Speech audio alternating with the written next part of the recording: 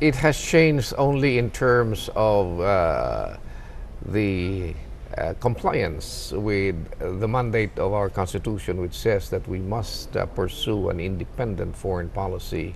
Was that not happening before?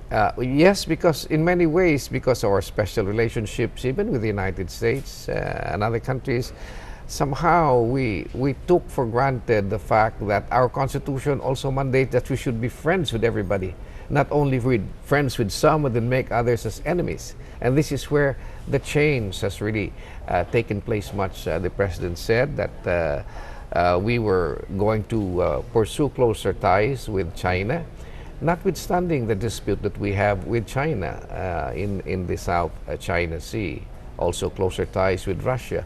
For us, while we are determined to assert our rights, and we have the arbitral tribunal's decision that is in our favor resoundingly, there is more convergence than divergence. And so we are pursuing this very aggressive economic and trade ties with China.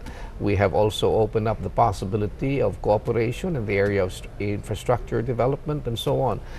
And this has not been seen by America, for instance, positively. They really, because of that perhaps long attitude that they consider us as their little brown brothers, that we are not capable of standing up with China or dealing with China. Do you really think the US thinks like that? Yeah, I believe so, and that they say, you be careful, you need us in this thing. So you don't want the US to confront China, but you're embracing China while they're building on disputed islands, which they shouldn't be doing according to international law. Well, the building in the disputed islands has been completed even before.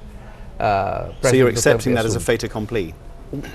No, in spite of that, we continue to issue our protests and a note verbal. But China's going to see you establishing warm trade ties, President Duterte making these wonderfully friendly statements. But this is always in accord with what we have agreed upon. We will not erode, we will not compromise our claim. We have just decided to put that on the side in the meantime that we're pursuing this relationship.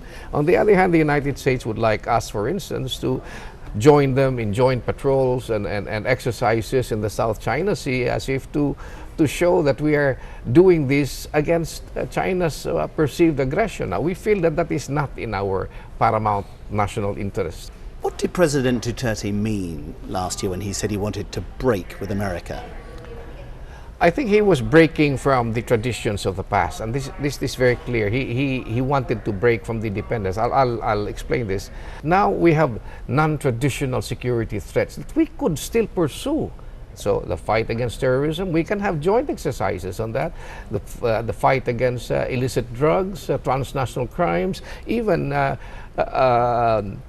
rapid responses to calamities. And these are the things that we feel that we should pursue, or more aggressively pursuant to our arrangements with the United States. Now, if the United States would say no, then it was in this context that President Duterte said, we're ready to break away from you. He said there can be no more joint military exercises, and he suggested that he might modify your enhanced defense agreement. Yeah, it's pretty much secure.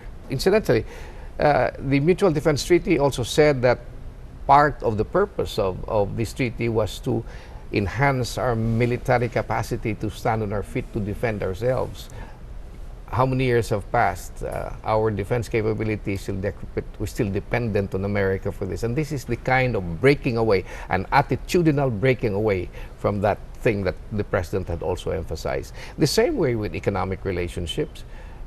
Our economic relationship with the United States has always been dependent upon what they would want to give us, provided that we would give them something in return. Now, this is something that we do not do with friends. You want to help us? Help us. But don't tell us you help us because we would like you to do this. That is not what friends are for.